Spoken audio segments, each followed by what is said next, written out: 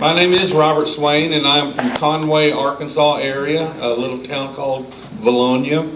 But I'm an Okie at heart. I was born in Altus, Oklahoma. My great-great-grandparents were Sooners, and they homesteaded out at Old Lusty, Oklahoma, if you know where that is. And their house was in 2 territories, in 2 states, okay, in 3 counties, and it never moved its foundation. I claim Oklahoma and also claim Arkansas. I wanted to talk about something that happened to me last year. I have been an avid Bigfoot enthusiast all my life. Even when I was a little boy, I just loved this. And I got my first Bigfoot book when I was in junior high. And then in high school, I thought I was going to go down to Falk, Arkansas and do Bigfoot investigations on my spring break.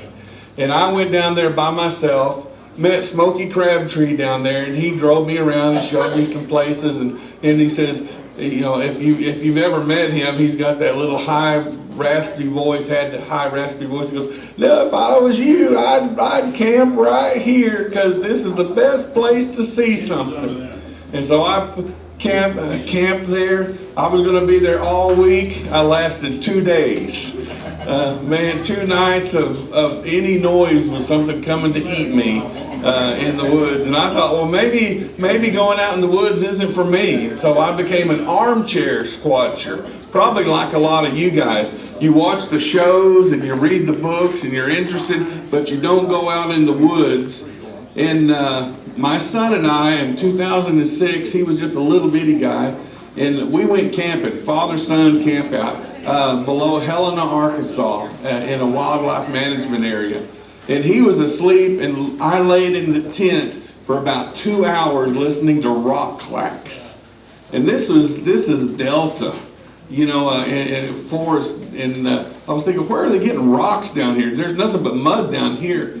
And then I started thinking, well, what can pick rocks up and strike them together? You know, and then I started thinking, well, something's out there. And I decided then that I would throw my hat back in the ring and start going out in the woods and looking. And I found the MABRC. They're good folk. If you're looking for a group to be a part of, this is a good group. They're laid back and they're easygoing. But they take this research serious, and they're scientific in their approach to things, and really appreciate my friendship with them. I've been coming to their conferences for several years and speaking. I've been coming to their expeditions for a lot longer than that, and camping and researching with them. And so 2007, I started looking, and it was only last year that I finally saw something. I went 10 years looking in the woods before I can honestly definitively say that they are out there. Before that, I was a believer. Now I'm a knower. I know it was. And I want to talk about, here, let me find the button here. Push. Oh, well, that's a little bit about me, but you don't want to hear about me. I'm a preacher and missionary for the Church of Christ. That's in the real world. And that's why I have to leave today, because I got to preach tomorrow. And I won't be here tomorrow. But since 2007, I've been a researcher in the woods. I'm on the board of directors of the Alliance of Independent Bigfoot Researchers. And I'm the director of the Arkansas Primate Evidence Society. We're big apes in the woods looking for big apes. And these are some of the books that I've been able to publish. Of course, Arkansas Primate Evidence Society. I stuck this in there just to show you. Of course, Oklahoma's over here, and but we have some hot spots in Arkansas as the where we research. I'm in the central part, and our main research area is right here. And that's where mainly we research. Falk, Arkansas is down here, Legend of Boggy Creek. And in that one county, Miller County, I have 140 reports just out of that one county. And like Jim said, there's reports out of every county in Oklahoma. Arkansas has 75 counties, and we have 75 counties with reports there. I have a database of 1,100 sightings in Arkansas alone. But I wanted to talk about today the anatomy of a sighting and talk about my sighting and what happened. My sighting occurred about 6 miles from where we're sitting right now last year. And for the longest time, after I saw it, I told people I saw something, but I wouldn't come out and say I saw a Bigfoot. And my mind was just reeling inside. What could it be? Could it be a deer? No, it was way too big to be a deer. Well, could it be elk? There's elk in Oklahoma and Arkansas. Maybe it was a big elk. Well, no, it was on 2 legs. You know, elk typically don't do that. Could it be a man? Well, the biggest guy I knew was Big Jim that just spoke to you. And we went back out and did a recreation the next day because I wanted to see just how big this thing was. And it wasn't a man. And so I didn't know what else it could be but what we were looking for. So 10 years went by before I can honestly say I saw a Bigfoot. And I honestly believe I did. So I want to talk about that right now. That was in October of 2017, right at the Oklahoma Bigfoot Symposium right here. One of the things, excuse me, one of the things I typically do is I draw maps. When we go researching somewhere and I put recorders out, I'll draw a little map of our campsite and where I put the recorders and all, and it just helps me to wrap my brain around what's happening. And immediately after I had my sighting, probably within 20 minutes, excuse me, within 20 minutes, I stopped my car, got my notepad out, and I drew this map of what happened. It was on a Friday night before the Saturday Symposium last year, and me and these 2 goobers over here sitting at the table that took your money, Dave and Roy over here, we decided to move our camp from Bradley Ford because there were so many people there. We wanted to go somewhere a little bit more secluded to do some squatching. So we found another place, and I forgot my folding chair at the fire ring at Bradley Ford. So I got in my car to go back to Bradley Ford to get my chair. And so I was driving up Rock Fence Road, if you know where that is, and I turned on the gravel road to go down to the campsite at the Lee Creek at the ford. And as soon as I turned this curve here, I noticed way down here at this curve, something was standing right here with its back to me, and it was already turning sideways. And so by the time I stopped the car, and if I had been smart, I would have gunned the car and got closer. But initially what you do is you immediately put on your brakes. And so that's what I did. And if you drive down that road, there's a tree that's leaning here. And I noticed where the car stopped. So I was trying to look for landmarks that I could measure things later on. That's another thing that you need. If you see something, look for branches that will help you show how tall it was. Look for, like me, look for trees or something like that you could use. So it was about 300 feet from where I stopped my car to where this creature was at the bend in the road.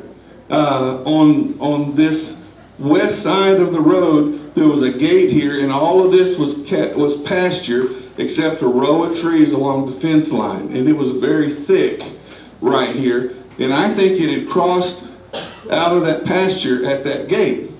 And as soon as I stopped the car, it took 1 step, 2 step, and the 3rd step, it was in the trees.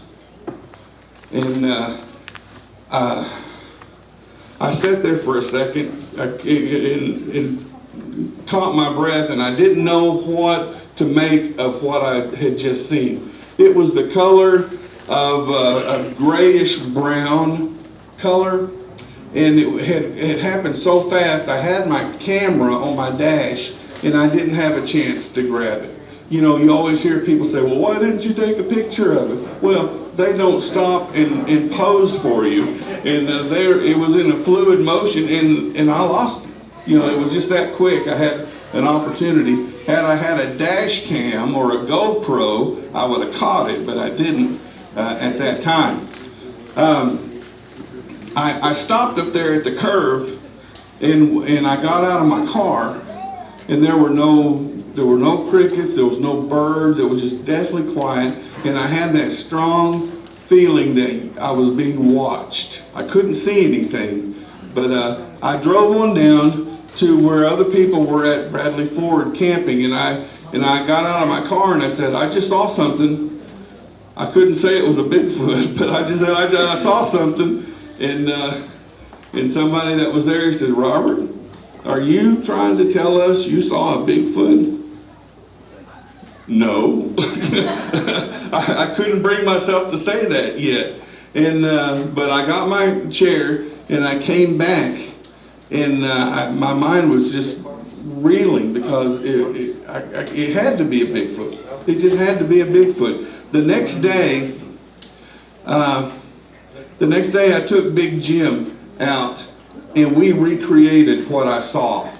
Now, if you have a sighting, that's one thing. If you've ever watched Finding Bigfoot, you know, they'll put Bobo standing where the creature was, and he'll say, tell me to stop when it's that height. Well, that's a really good thing to do, because until Big Jim walked across that road where that gate was, I had no idea how big this thing was.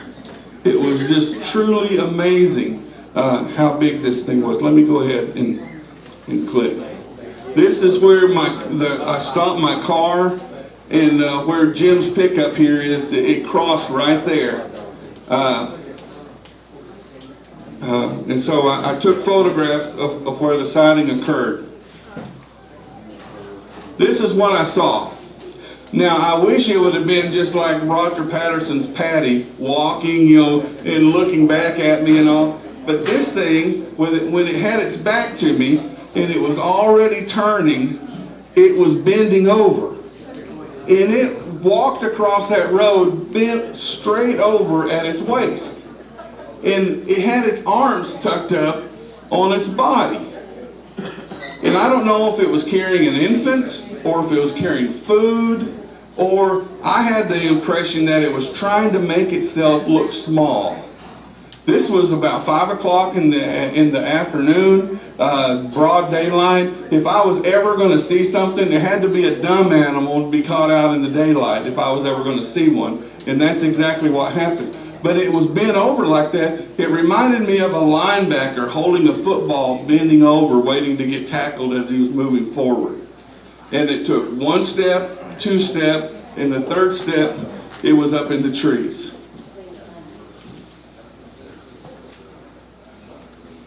This is Big Jim.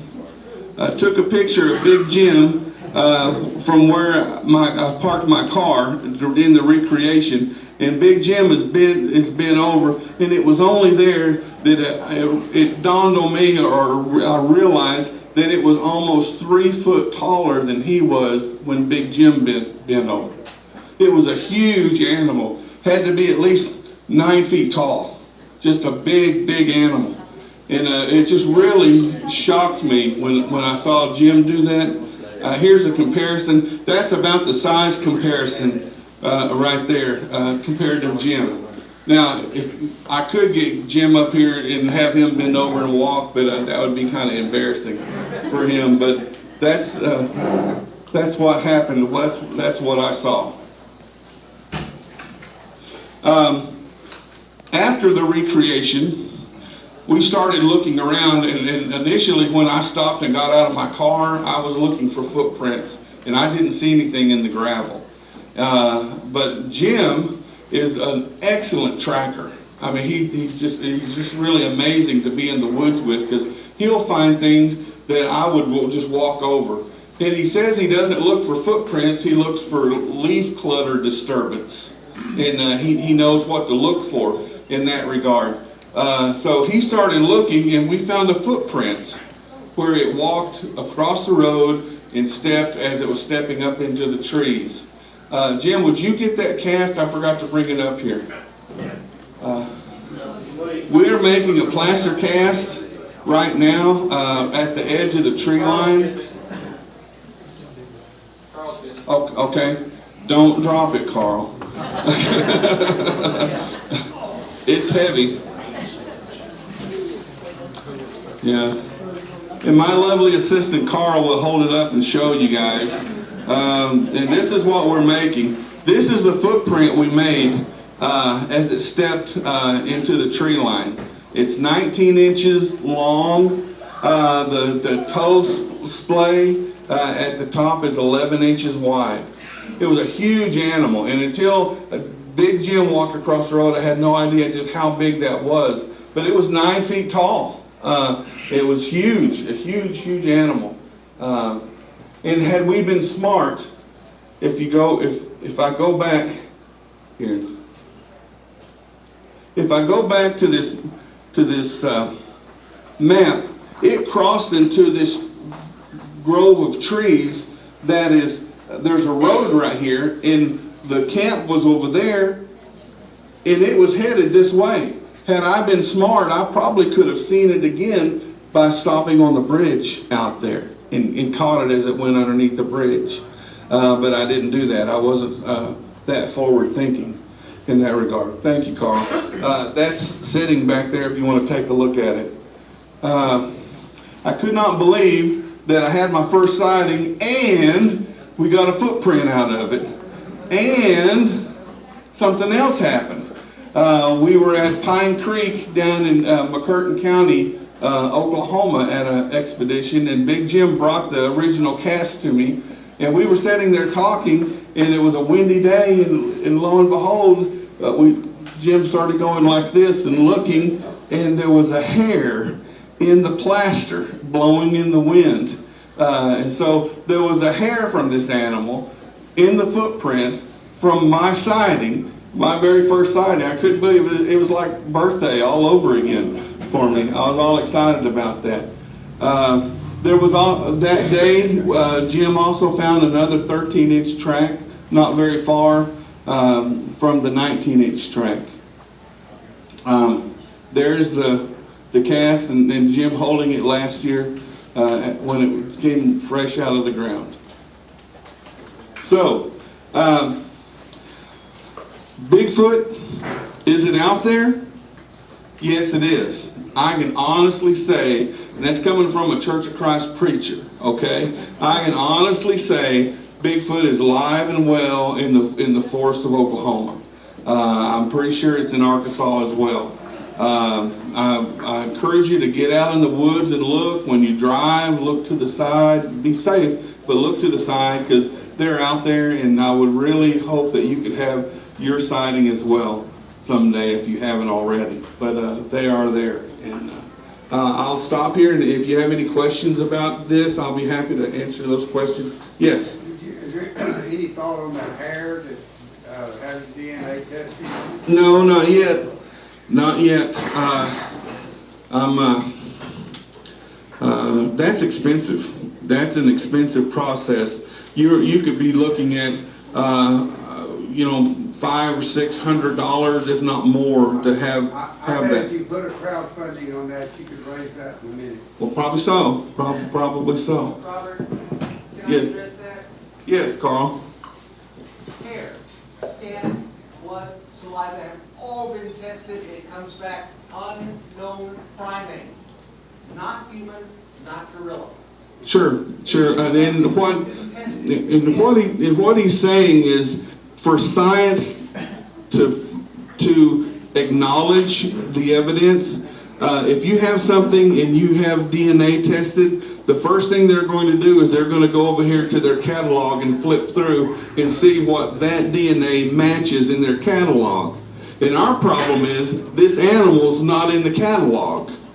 And so there's been lots of DNA collected, a lot from hair and scat and saliva and blood, all of that stuff. But until there's a type specimen that they can compare it to, it's all just unknown. It's all just unknown. But a good question. Any other questions? Yes. On that map of Arkansas with the sighting reports, Yes. is that on your website? No, it's not on my website, but I can get you a copy of that. That's not a problem. I think I'm the source of one of them. Okay. Yes. So can you expound on your religious faith and how it intersects with your belief in Bigfoot? You know that. Yes, I'll be happy to. I'll be happy to do that. Oh no, you ask a preacher about that. You know, I'm going to have to take a collection in a minute. So. No, but seriously, I believe that these are flesh and blood animals that are in the woods, and they're undocumented because they're just so elusive. My belief is that God made these things, and once they're discovered, we're just going to have to deal with that, whether you think that they're there or not. Now, as a minister, a lot of people in my congregation, they know what I do. In fact, they've gone out in the woods with me. And they'll kid me and all, because you believe in Bigfoot, ha ha ha, you know. But when I saw something, it went from belief to knowing. And when I would say I saw something, now I've put myself on the line. Whether they're going to accept that or they're going to think I'm lying. And as a preacher, that's a bad situation to be in if your congregation thinks that you're lying. And I have not had a single person come back and say, I don't believe you. And so that's really been good for me in that regard. I don't know if that answered that question or not, but I love going out in the woods. I love nature. There's some crazy things in the Bible that's talked about. The behemoth and the leviathan and unicorns and sea serpents, and Esau was a hairy man. You know, so who knows? You know, giants. And so there's all kinds of things in the Bible that we don't understand. And I think this is just something in nature that we haven't caught up with yet. And nature and what God has created is a great and wonderful thing out there. And I think this creature is just one of those things. Yes. Big Jim making across that road with 3 stripes. Good question. I forgot that. No. Jim, I counted, it took Jim 7 steps to go across that road where this thing, I counted 3 steps. Big animal. That's all I can say. Anybody else have questions? I got a question. Oh my goodness. All right. This is the running tally for the NABRC. We got the assets. You dropped the F-bomb. You seen that? No, I don't do that. I don't do that. But I did have to catch my breath. I honestly did. I just could not believe what I was seeing at that time. So I knew it would be something like that from DW. All right. Well, if you do have other questions, I'm sitting back there with Big Jim. I'll be happy to answer anything that you have. And I want to encourage you to be in the woods, whether it's Arkansas or Oklahoma, because they're out here, and not everybody can say they're monster hunters, but get out in the woods because it's an exciting thing. Thank you.